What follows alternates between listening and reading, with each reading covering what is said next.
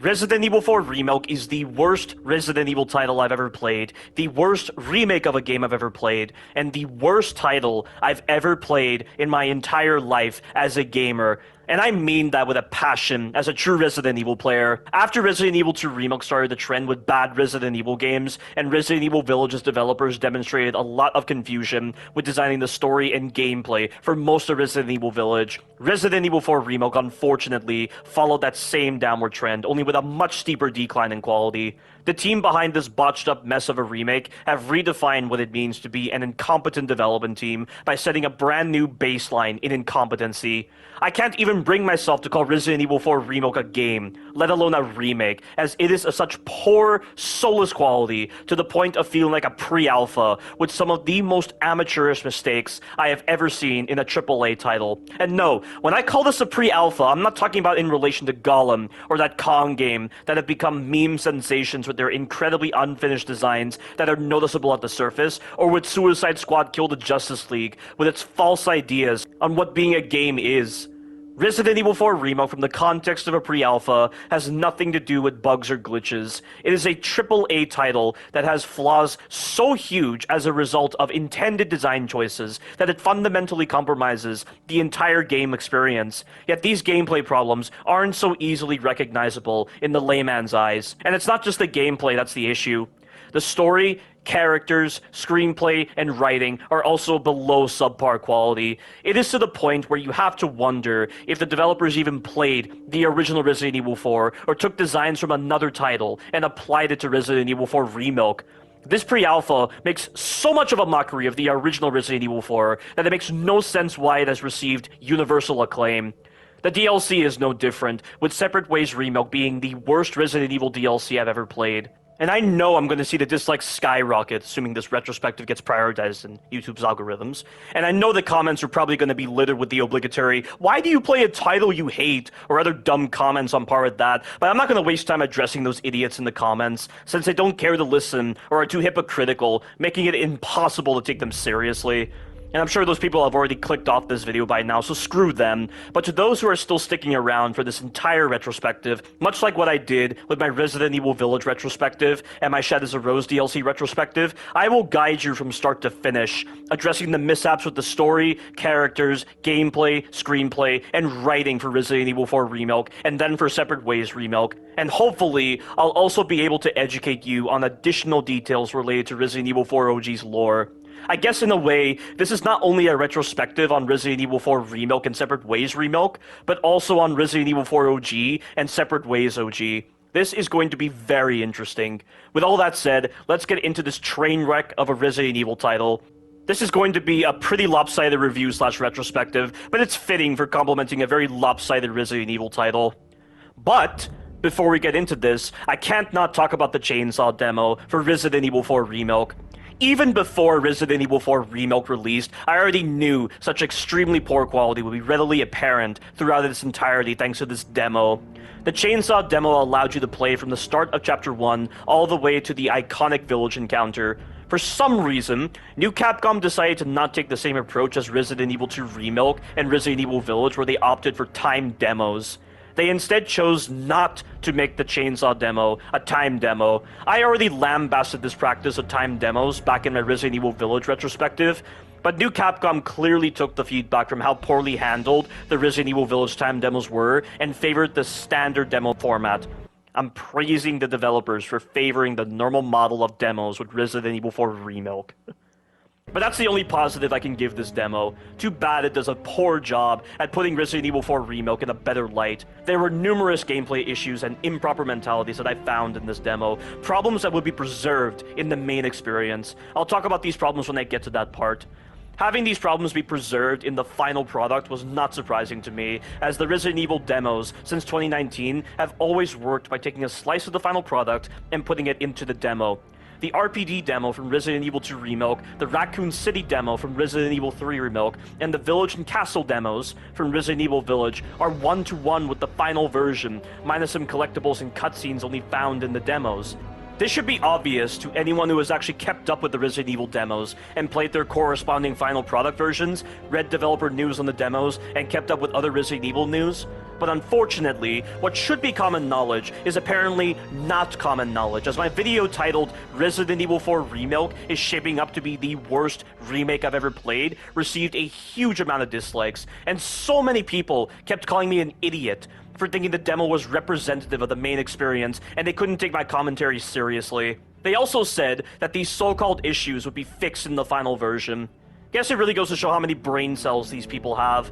If they seriously think such issues could be fixed in a matter of weeks, they have no understanding of how game design works. Also, people had early access to Resident Evil 4 Remilk before it ever released, so this was further confirmation that new Capcom was not going to fix anything. Do I really need to say more? But going back to that video, ironically, I hadn't even intended for it to be viewed by such a large audience, as back then, my channel was obscure. The fact that I got such a large viewing out of the blue was surprising. I guess I can give this pre-alpha credit where it's due. Because of Resident Evil 4's popularity in gaming, the mainstream audience overly praising this pre-alpha, and how I was an outlier amidst such overwhelming praise, such a large viewing was bound to happen sooner or later. But to sum it all up, the Chainsaw demo left an incredibly sour taste in my mouth, and it didn't help that Mad Chainsaw mode, the secret difficulty mode in the Chainsaw demo, was using poor gameplay designs for the foundations of its difficulty. Designs that would ultimately transfer into hardcore and professional difficulty of the final version. I'll talk more about that later on, but having said all that, let's finally get into Resident Evil 4 Remilk. Or at least the title screen of Resident Evil 4 Remilk, because there is something I need to point out. Remember how in Resident Evil Village, when you viewed the concept art, you got detailed information on certain story moments?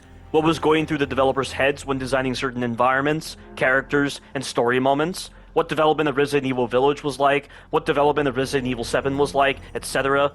Well, in Resident Evil 4 Remilk, all of that is lost in the concept art. If there was ever an indication that the developers didn't understand Resident Evil 4's lore, or any indication of where their priorities were when designing this pre-alpha, this is rather conspicuous. One of the main things that new Capcom promised before Resident Evil 4 Remilk was released was that the original story would receive some much-needed improvements.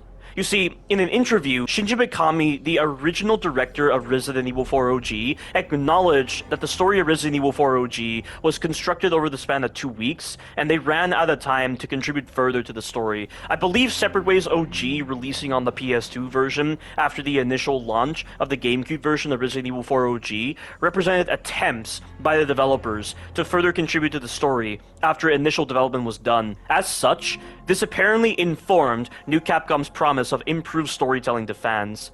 I say apparently because the story in Resident Evil 4 Remilk feels like it was constructed over the span of a few hours, and the supposed improvements to the story are actually mockeries and over-exaggerations of certain details. It can really feel like a fan fiction at many points, not a cohesive story designed by experienced developers. The same goes for Separate Ways Remilk story, but the cuts to the story of the DLC is only made more conspicuous by the fact that they removed Ada's reports entirely. You see, in Separate Ways OG, the inclusion of Ada's reports made the story front and center. We were able to get additional insight into Luis, Leon, Wesker's plans, the rival organization, the primary reason why Ada is infiltrating the Illuminados, and even Tricell from Resident Evil 5. Cutting them in Separate Ways Remilk goes to show how bad the story is.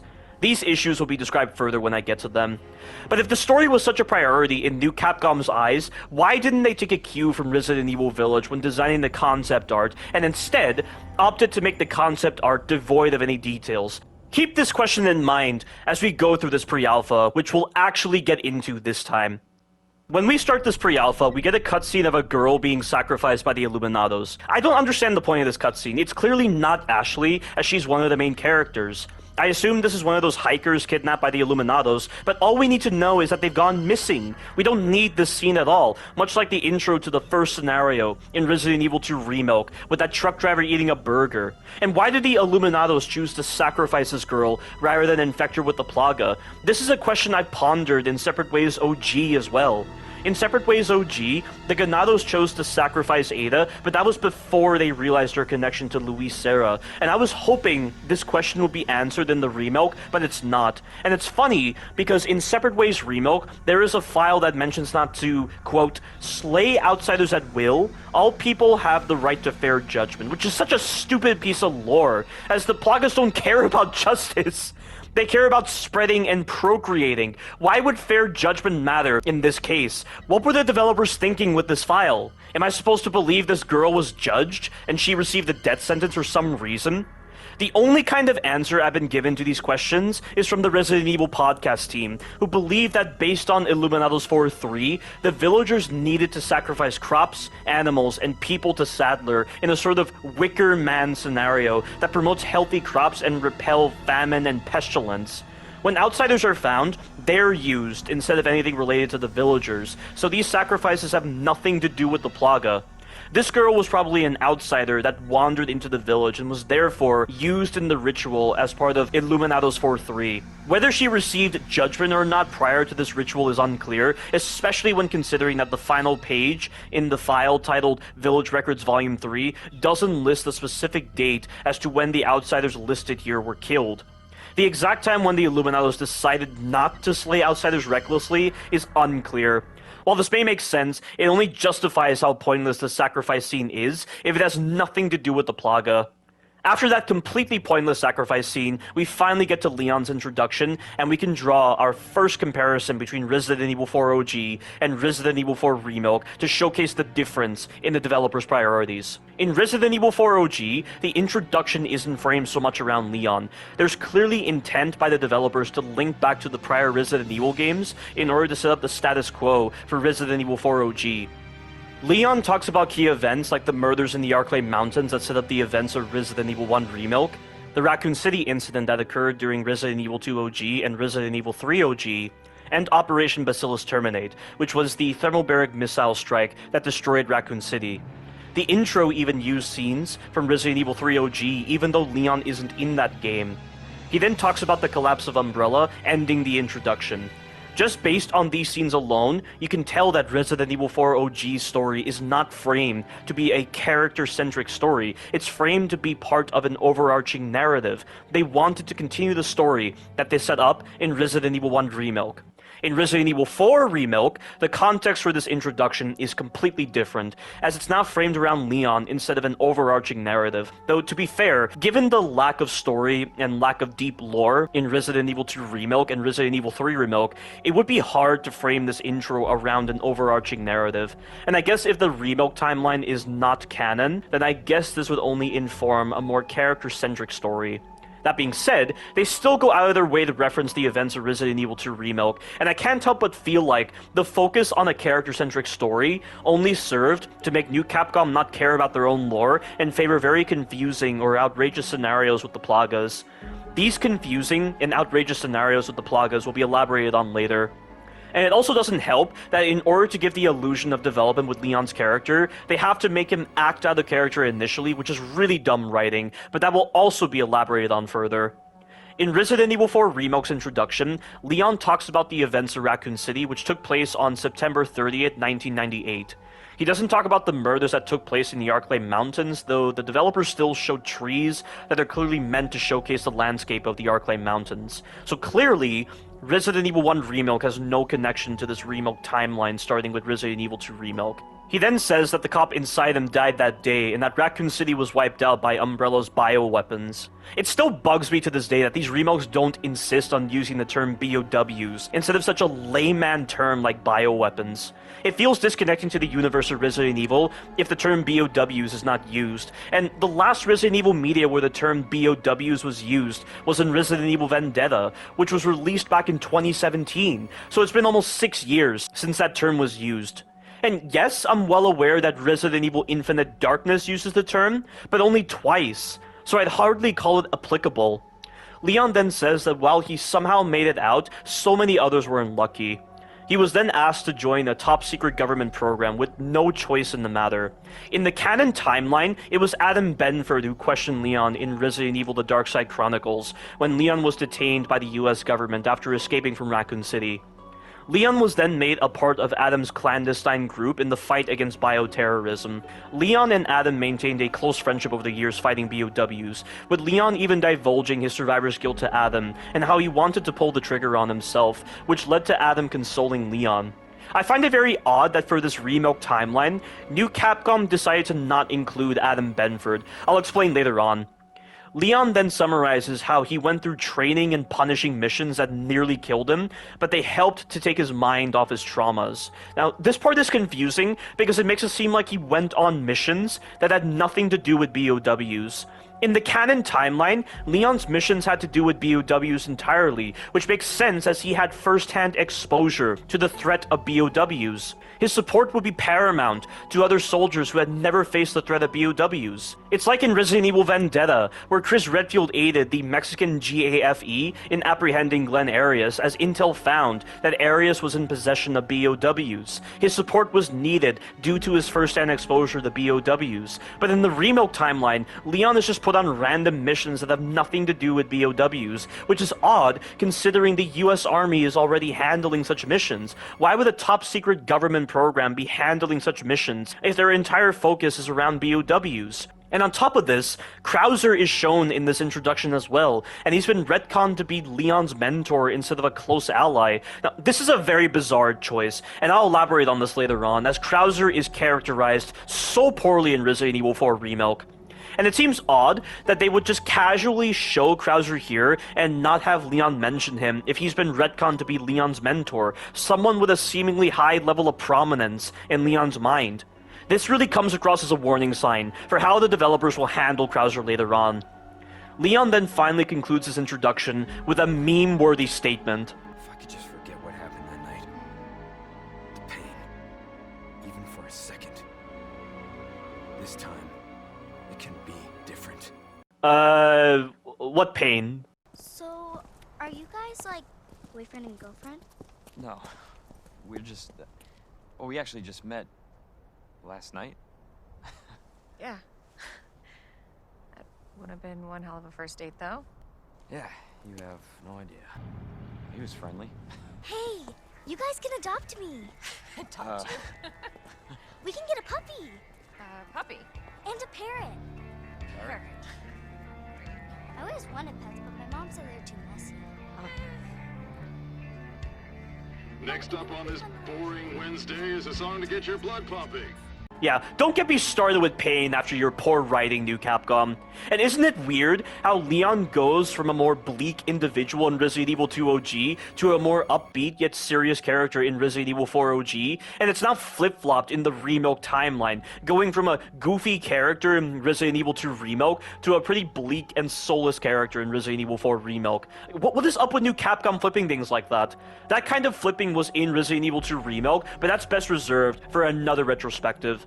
And relating back to Adam Benford, if New Capcom is not favoring the whole traumatized survivor persona for Resident Evil 4 Remilk Leon, why would they not add Adam Benford into this? Adam would have complemented this personality trait in Leon, and it would at least demonstrate that New Capcom is not afraid to incorporate lore from prior Resident Evil games into their remakes. And if they are going to remake each of the Resident Evil games up to Resident Evil 6, and Adam Benford is a crucial character in Resident Evil 6, given that he's the president during that game, then I feel it would have made sense to incorporate Adam Benford here. But returning to this introduction, the part where Leon says, this time, it can be different, it has to? I don't understand what that's even related to. They don't follow up on that quote very well, and it's just mentioned out of nowhere when Leon is putting Ashley in that chair, like the developers thought the player would forget. Talk about slapdash writing. We then transition to the car scene, where Leon is having a conversation with a veteran policeman and a newbie policeman helping him out. There are some differences to note with this scene. In Resident Evil 4 OG, Leon acknowledges that he was assigned to protect the president's family and that Ashley was abducted just before he was to take up his duties in protecting them. When the policeman asks who Leon really is and why he is here in order to start a conversation with him, he reminds them that they were briefed earlier that he was here to rescue the president's daughter and that he has reliable information that a girl that looked similar to Ashley was in the area. That reliable information, as outlined in the Kaitai Shinso for Resident Evil 4 OG, came came from Ada anonymously, but it was taken with a grain of salt, given that they had very few leads on Ashley's location and believed that this was originally a ploy. Ada knew that Leon would be assigned this mission if she gave the information on Ashley's whereabouts to the US government, which would allow him to indirectly aid her in her mission to obtain the Dominant Plaga sample. She didn't do this for Wesker, but for her own mission, as she was tasked by the rival organization that they both worked for to betray Wesker. When Leon asks why they were here, the policemen say they had direct orders from the chief to accompany Leon on his mission. When they get to the village area, the policemen are clearly familiar with its existence, which sells the deception that the infected villagers were acting normal. Leon then tells the policeman that he'll have a look around, while the policemen opt to stay in the car. In Resident Evil 4 Remilk, however, the intelligence department already found where Ashley was. They didn't receive help from Ada anonymously, so this makes it seem like Ada wasn't planning on using Leon to indirectly help her. She also confirms this in Chapter 2 of Separate Ways Remilk when she reaches the church. The dialogue for this car scene is a little strange, by the way. The policemen don't seem to be well informed as they ask why Leon was here and who he's looking for, and based on the fact that the chief himself told the policemen to help Leon, they deduce that the person he was looking for was important. Then, for some reason, Leon jokes that they didn't come all the way out here to roast marshmallows, as if to size them up, like he believes their carefree attitude means they're not taking this seriously. It's a pretty odd transition for a conversation, as there's not enough indication of their carefree attitude, so the transition to sizing them up seems pretty sudden. It's also odd to size them up like this if they aren't aware of who specifically they're trying to find. In Resident Evil 4 OG, Leon does something similar, but it makes sense when he does it. Not only are the policemen aware that Leon is looking for the president's daughter, but we see a couple of indications of the policeman's carefree attitude. The driver says he got the short end of the stick with being forced to drive out to the middle of nowhere. The other cop jests to Leon that he's a long way from America and that he has his sympathies given that they're driving into the middle of nowhere. And the same cop found it odd that Leon was searching for the president's daughter all by himself. By the way, in case you're wondering why only Leon was sent to retrieve the president's daughter and not a large-scale search and rescue team, in the canon timeline, because the US government believes a traitor was responsible for the kidnapping, many people were investigated, including members of the Secret Service, anyone related to Ashley, and even active agents. Only a handful of people knew about the kidnapping due to the fact that the US government could not determine who the traitor was. As such, deploying a large team would be out of the question. Instead, Leon was the only agent sent in after going through extensive background checks and evaluations. This isn't mentioned in the Remilk for some reason. They just say only one agent was specifically chosen for this task. But back to this conversation, I can understand Leon poking fun at the policemen by saying they didn't just come here to sing Kumbaya at some Boy Scout bonfire if he feels they're not understanding the gravitas of the situation. But in the Remilk, it doesn't feel right. All that happens is the policeman asks Leon a question, Leon says he's looking for someone, the policeman deduces that that someone must be very important, and then addresses that the chief gave the orders to the policeman to help Leon. And from that, Leon apparently identifies a carefree attitude and starts poking fun at them. It's just so odd rewatching it. But anyway, the policeman says that Leon has a strange sense of humor and then lets Leon in on a little secret just between the three of them. People have been disappearing around this area for a while, but if that's the case, why does he call this kind of information a secret? This feels like police-relevant information worth sharing if it relates to another case. Why would it be a secret sharing this kind of information to someone looking for someone else in the same area? That is pretty odd writing. And after hearing this, Leon then says that this should be another day at the office, and this just seems rather cavalier and indifferent when I hear Leon say this line. I'm surprised he doesn't consider those disappearances as being relevant to Ashley's abduction, as she was abducted by an organized group. He doesn't consider it odd that other disappearances occurred in the area where Ashley was last seen. In the canon timeline, during Operation Javier, Leon knew about missing girls that were reported missing from various villages, and he considered it relevant to his mission. Why would Remilk Leon not consider the disappearances of these hikers to be relevant to Ashley's abduction? It's so bizarre. The policeman then says that last week, some hikers went missing, which likely relates back to the girl who was sacrificed at the start. In Resident Evil 4 OG, there was no mention of other disappearances on the drive to the village, only that Ashley was here, but they added those additional disappearances into this Remilk for some reason. It makes you wonder why the police haven't investigated these disappearances if they seem well known. I get that the drive out to this area is long, but that shouldn't hinder their investigation, unless these cops are truly crooked or lazy. Leon ends the conversation by sarcastically saying that he's sure they'll do their best to help him. Driving further along, they finally reach the village, as the newbie policeman says. The veteran policeman then has to answer a call from nature before he spots something and walks off by himself without telling the others, and he just ignores the fact that there are candles and fallen statues everywhere, which should profile as unusual in his mind. This seems like incongruous behavior for someone that Leon identified as carefree, and he identified a veteran policeman as carefree, yet this doesn't feel like a veteran policeman. The screenplay is really weird. The newbie cop then tells Leon to investigate, and it's so weird that Leon has to be told to see what's going on when he's a special agent. In Resident Evil 4 OG, he got out of the car on his own accord since he had a mission to complete, which makes more sense. In Resident Evil 4 Remilk, he has to be told to go and investigate for some reason. So overall, the original version of the car ride feels a lot better than how it's handled in the Remilk. We finally take control of Leon as he's searching for the missing veteran officer. I must say, the layout of this entrance to the village is very strange in this Remilk. We have this singular path that seems like a main road for cars, but with the way it narrows, it doesn't make sense. I could understand this design a bit if it's like a side road that branches off the main road, but it's not. It's a continuation of the main road. There's a tree on the ground like it's blocking off cars, which doesn't matter if the road is narrowing like this. There are a bunch of statues and candles on the ground, a bunch of shrubbery blocking the way, some fence lines, 2 collapsed structures on either side, a warning sign, a dead animal, and some barbed wire. There's also a gate, which I can't tell if it's meant to be the entrance of the village or the entrance to someone's property. A lot of the objects here don't make sense in their placement in the environment. We then get to the villager's house, which is right in the middle of the path, so everything we just walked through and passed by seems to be part of this villager's front yard. How bizarre. And there is no way around this house, meaning you'd have to pass through this house to even get to the main village area. Like, this just seems rather inconvenient and confusing for structural design. I don't think the developers really thought of the layout of this entrance properly. I find it hard to believe that the entrance of the village was like this before Osmond Sadler took it over. Shouldn't the policemen know of a better way to get into this village area if they're familiar with its existence? There's clearly another way into this village area that does not involve this path, because how did the Ganados drag the newbie policeman into the village area to be burned? And how did they do the same with the other police officer that was offered to Delago? Like, this is quite silly just examining this area. The layout of the village entrance makes a lot more sense in Resident Evil 4 OG. You have a bridge that's wide enough to allow vehicular transport for a remote village. The pathways feel wide enough to allow travel through the area. The villager's house is off to the side, not directly in the middle of the path. Like, there is a definite amount of logic to the village entrance's designs.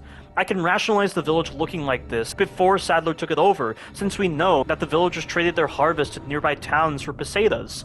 They also had that truck blocking the way, which I assume is there because Leon was photographed by the Illuminados before he actually made his way to the village, so they knew he was coming. This really feels like a village that's trying to hide its true colors, compared to Resident Evil 4 Remilk with its odd designs for the village entrance. The only thing that's confusing is how the Ganados killed one of the policemen, then burned his body in the village area before Leon got there, so I see this confusing moment with the screenplay got preserved in Resident Evil 4 Remilk.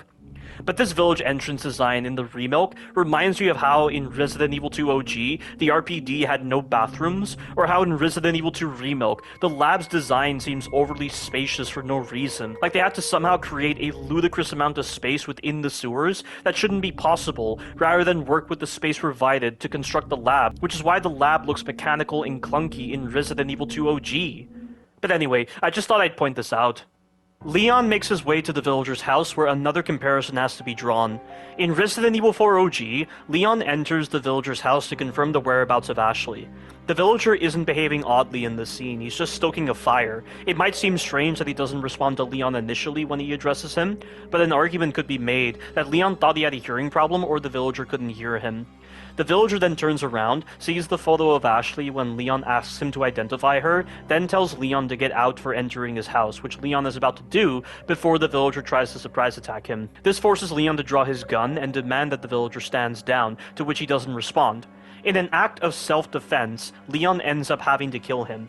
From here, another Ganado drives the truck that was blocking the path to the village into the policeman's car, while the other Ganados kill the 2 policemen. Leon then relays the situation to Hunnigan about how he had no choice but to neutralize one of the locals, while the others are surrounding the building. Leon, taking the time to relay the situation to Hunnigan, immediately feels logical if he neutralized what he thought was a human being. Of course, upon finding that stash of skulls in the back, Leon realizes that these ganados are murderers. Dealing with the rest of the ganados, he moves on. One of the main takeaways from this scene is how it sells the initial deception of the Plagas. There aren't any noticeable physical deformities or other problems with the villagers caused by the Plagas infection. The villagers appear normal and behave normal at first glance. Hiding in plain sight was one of the main points of the Plagas as a BOW. The art direction of Resident Evil 4 OG complements the story direction with the Plagas. How is this scene handled in the Remilk though? Well, Leon enters the villager's house and can even take the time to go into another room and inspect an Illuminado's charm for some reason. Why he would be doing this, I don't know. He also sees symbols, objects, and writing on the walls of this house that don't catch his eye for some reason. He then enters the kitchen area, and out of the blue, the villager comes out of nowhere. This manner of presenting the villager completely defeats the main point of the Plagas, which is to hide in plain sight. He's presented like some kind of creepy fellow or like a ghost, and look at this guy's face! He has red eyes and there's no real expression on his face. He also behaves weirdly by walking away from Leon and chanting to himself. I can't help but feel like the developers skipped a step with designing the ganados in this game. They favored artistic quality at the cost of narrative integrity. It's like these developers played Resident Evil 4 OG in 2004 and just utilized the rough idea of the ganados to make the ganados in this pre-alpha.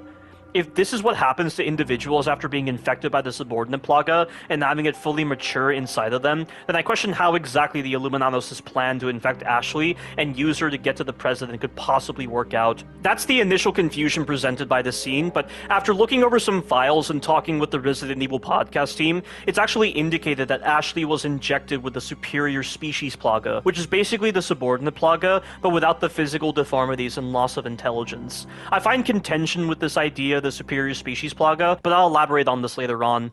But back to the scene. Despite seeing these deformities and unusual behavior, especially after trekking through that front yard, which had candles, statues, barbed wire, blood, and dead animals, and seeing all this unusual iconography in this house, things that would make any normal person wary of another, Leon treats him like he's not acting odd and just says, "Sorry to barge in like this." What is going through his head right now? Leon then tries to address the villager and asks if the veteran police officer passed through here in Spanish, like that'll somehow work, and he still doesn't get an answer. The idea of a special agent learning a different language in case they go to another country makes sense, but I question why they would make Leon speak Spanish here when this is the only time he'll ever speak in this language. It doesn't really serve much of a purpose other than to make fans giddy at the idea of Leon speaking a different language. It's like in Resident Evil 2 Remilk, where Claire or Leon gets access to a radio in the first scenario, but they only use it 2 times for talking with Marvin, and that's it. So why introduce the radio in the first place for Resident Evil 2 Remilk? That's what I think of when seeing this. And again, it feels like a non sequitur to reason that despite seeing these unusual features in this villager, speaking a different language will somehow help. Leon then finds the veteran policeman's bloody badge on the ground, almost implying that he was knocked unconscious in this kitchen area, then locked in the basement. So basically, despite this officer seeing the same telltale signs that Leon saw, which should indicate that this villager shouldn't be trusted, he did the same thing as Leon, and trusted the villager enough to start talking with him. Are you serious? How clueless can you possibly be? But back to the scene, while Leon is inspecting the badge, the villager then decides to attack him, forcing Leon to stop his acts with his knife, then kick the villager into the wall, breaking his neck.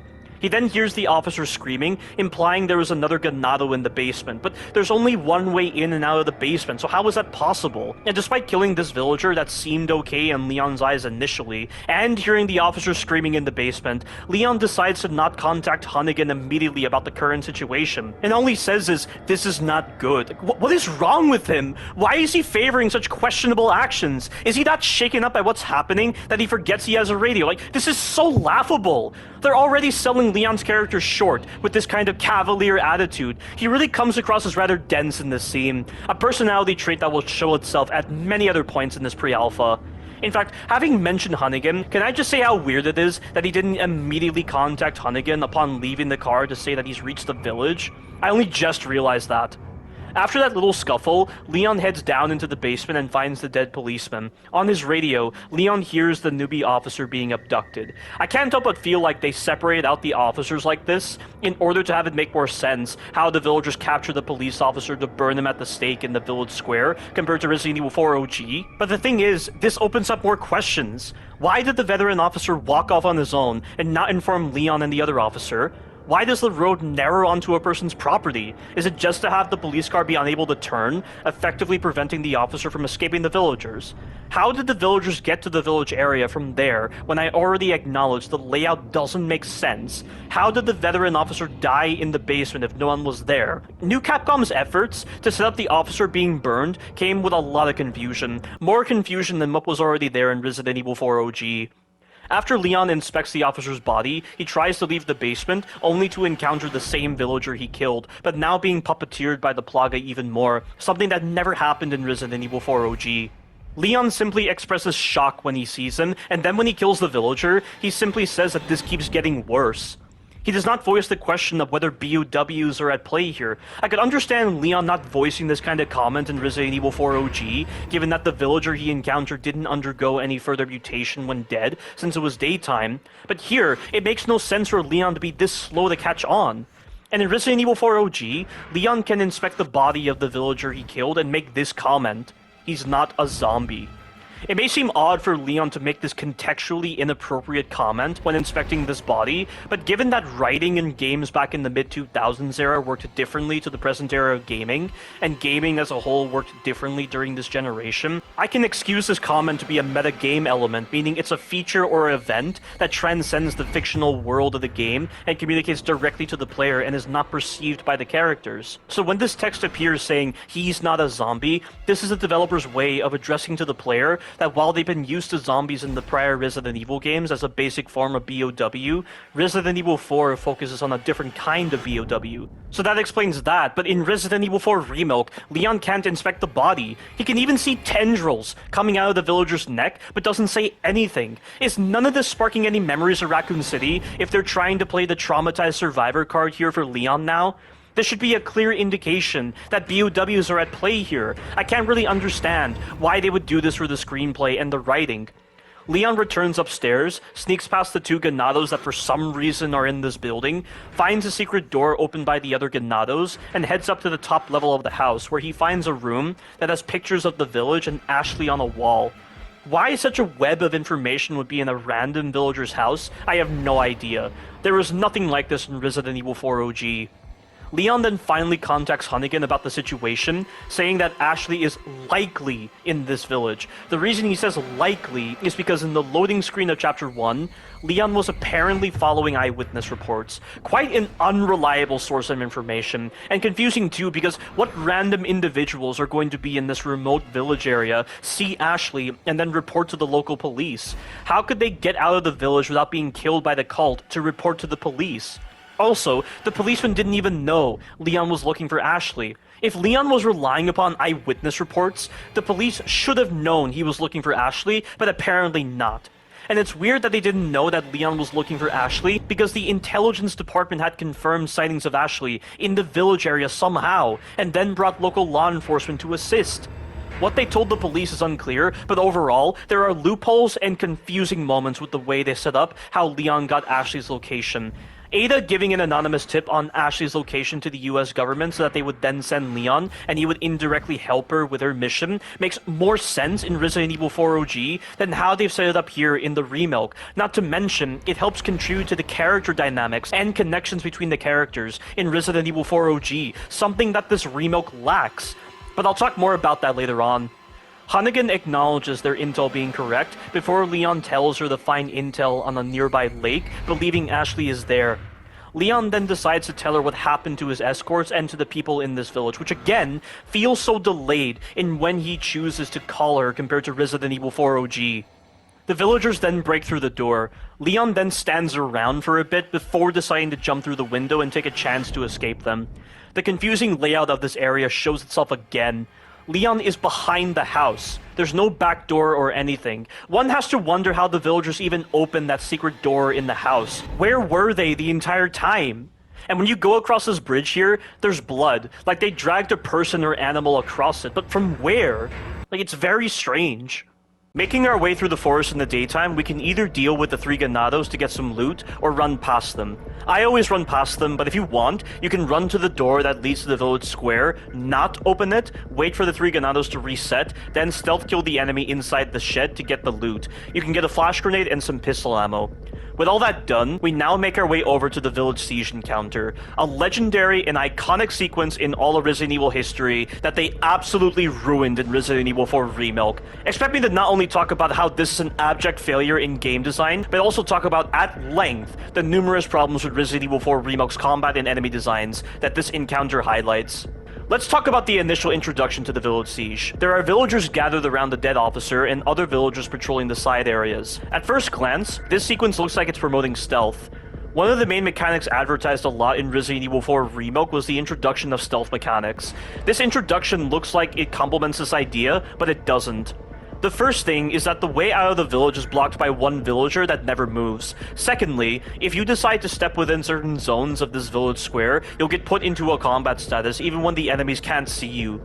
Also, while you can shoot your gun to lure the enemies, so long as you don't hit them directly during this village square encounter, even if you get certain villagers out of the way, you can't escape this encounter. Trying to leave will put you into a combat status, which invalidates the stealth. And don't even think about trying to stealth kill most of the villagers. The stealth kills do not contribute to the kill counter that ends this encounter. And while there are certain villagers that can be stealth killed without putting you into a combat status, stealth killing the other villagers will put you into a combat status. Everything is done this way because of the fact that New Capcom thought it would be unceremonious to skip an iconic moment. The fact that the precedent set at the start of this pre-alpha is that the stealth is invalidated as an option despite a large amount of the marketing highlighting the importance of the stealth, and despite the face validity of the village encounter coming across as a stealth sequence, is very strange for the developers to do, and it hints towards how the stealth is handled later on. Left with no choice, you're forced to engage in combat, which is where the ugly side to Resident Evil 4 Remilk really shows. If there was ever a phrase to describe Resident Evil 4 Remilk's combat, it's this. It's Resident Evil 1 Remilk and Resident Evil 2 Remilk mentalities, clashing with Resident Evil 4 OG mentalities. But before I get into the combat, it's worth voicing that even though this is a new take on combat for an RE Engine Resident Evil title, New Capcom, for some reason, doesn't introduce the player to enough enemies before the village fight. If they had introduced more enemies before this village encounter, this would allow the player to properly grasp the combat systems, and how the enemy engagements either complement or don't complement the combat systems. With a supposedly faster-paced title filled with groups of enemies, and having each enemy have more than one attack, the prioritization of introducing the player to the fundamental flow of combat should be paramount. This was understood in Resident Evil 4 OG. Old Capcom gave you plenty of enemies to deal with prior to the village siege in order to grasp the mechanics, enemy behavior, and general flow to the gameplay. They didn't need to follow the same schema with Resident Evil 5, since the gameplay systems worked off of Resident Evil 4 OG, and it was expected that players going to Resident Evil 5 would have already played Resident Evil 4 OG. This, for some reason, is not favored in Resident Evil 4 Remilk. Of course, they probably expected that people would play the Chainsaw demo, then play Resident Evil 4 Remilk, so the setup before the village siege probably doesn't matter, but that seems rather presumptuous of them. We then get into the combat, and the poor designs and questionable designs are numerous. To talk about general combat, let's start with the movement. Leon is incredibly sluggish in this pre-alpha, to the point where he is the slowest character in all of Resident Evil history. A lot of his animations are very lengthy, such as when he's turning to run away. His sprint speed is incredibly slow, and he really isn't that versatile in this pre-alpha to complement the attack designs of the enemies. And it doesn't help that a lot of the enemy attacks have phantom range, so even if you somehow turn Leon to go into a sprint, and it looks like he'll avoid the hit, you'll still get hit. Somehow, he's way faster and more versatile in Resident Evil 4 OG, even though that game utilizes a tank control based system. Many of the enemies are also faster than Leon, which just looks silly when seeing an old woman somehow run faster than him. I can't even begin to tell you how many times I called out Leon's incredibly slow movement in my blind playthrough and in my other videos. The sense of sluggishness in a supposedly faster paced title like Resident Evil 4 Remilk is not just present in Leon's movement, but in other mechanics too.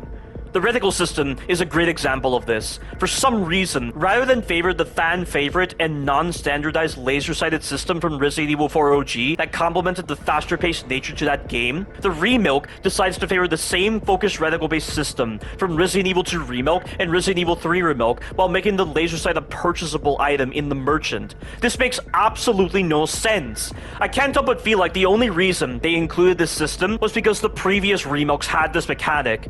However, while this may be the same system, Resident Evil 4 Remilk's reticle has some additional problems. Not only do you have to focus the reticle to get a more precise shot, but you have to deal with weapon sway as well. Worse still, the guns in Resident Evil 4 Remilk are projectile-based rather than hit-scan-based, so bullets have travel time to them.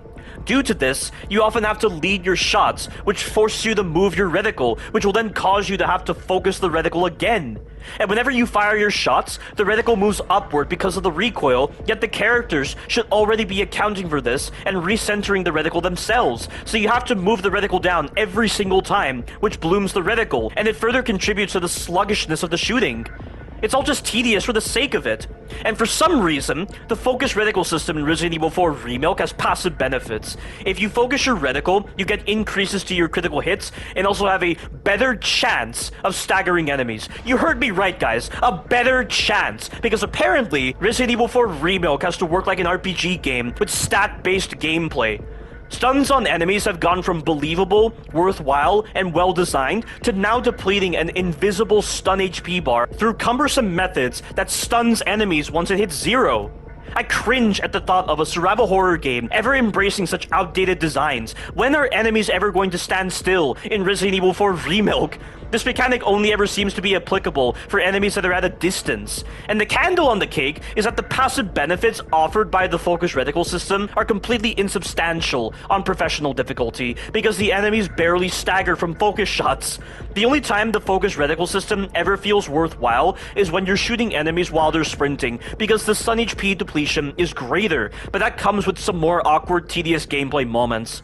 If you have the laser sight on the other hand, your shots get classed as focus shots, which allows you to bypass the reticle system, but this just feels like a really dumb way to encourage people to get the laser sight, and there are more worthwhile purchases from the merchant than a useless laser sight. The fact that the developers do this just clearly shows the reticle designs were intentional, so they clearly didn't understand how the focus reticle system was a jarring design for this kind of Resident Evil title, especially for a remake of a Resident Evil title that popularized the laser sight. But overall, the focus reticle system only contributes to the sluggishness of the gameplay and is diametrically opposed to the supposedly faster-paced nature to Resident Evil 4. This is such a fundamental misunderstanding of game design. Resident Evil 2 Remilk and Resident Evil 3 Remilk didn't have weapon sway, and to my knowledge, the bullets were hit-scan based, not projectile based. The reticles also didn't bloom once you fully focused them, which made the focus reticle system less of an inconvenience in impacting the gameplay negatively. Not that it even matters in Resident Evil 2 Remilk, given how much that game was designed so much for knife only.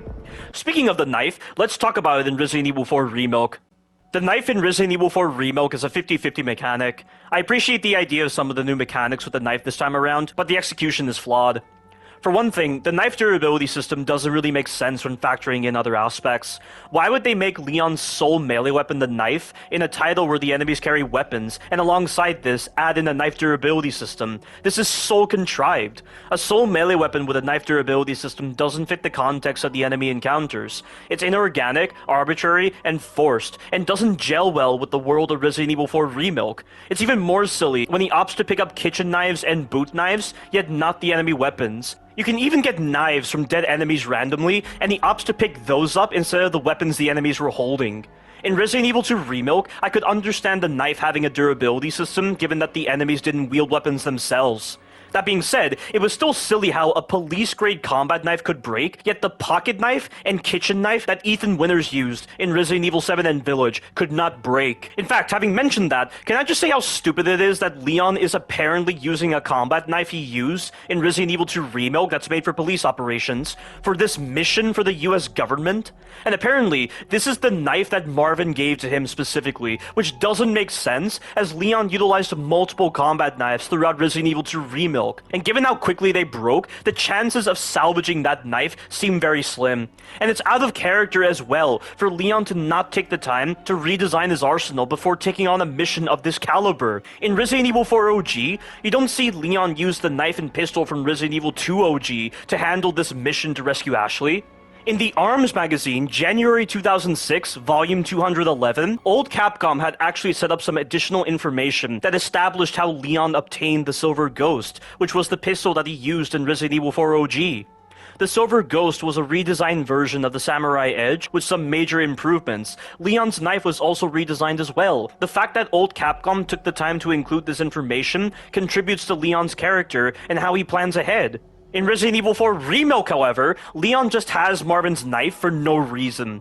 The only thing I can think of is that in order to complement the new take on Leon, where he's a traumatized survivor, they make it where Leon holds on to Marvin's knife, which represents him not letting go of what happened in Raccoon City. But if this is the case, why doesn't he just leave it in whatever place he was living in as a memento if he's so keen on not letting go of what happened in Raccoon City? Surely, if he's trying to hold on to this supposed pain that for all intents and purposes was never demonstrated properly in Resident Evil 2 Remilk, then he wouldn't want to risk having Marvin's knife be destroyed in the field. And the fact that new Capcom had to make it where Leon didn't really plan ahead with his equipment before coming to this village in order to satisfy this new story point just doesn't sit right with me.